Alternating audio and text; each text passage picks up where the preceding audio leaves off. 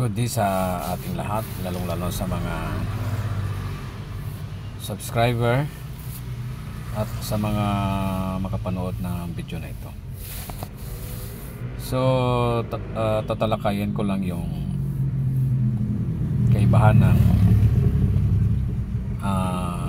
DCEP at saka DCEN.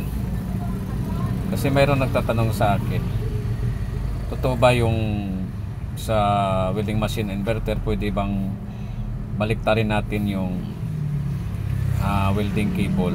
Pwede ba yung positive ilagay natin sa negative na lagayan?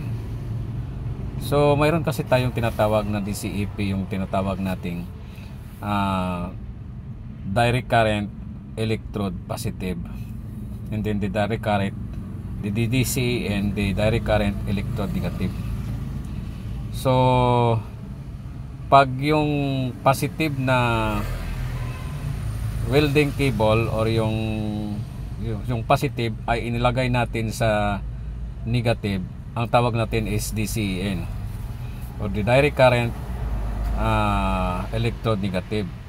At saka pag nilagay natin yung positive sa positive, tawag natin is direct current electrode positive. So ano bang epekto nito pag nilagay natin ang positive sa negative? Saan ba natin ito ginagamit? Usually ginagamit natin ito pag yung bakal na wini-welding natin ay manipis. So pag manipis, pwede natin ilagay yung positive sa negative.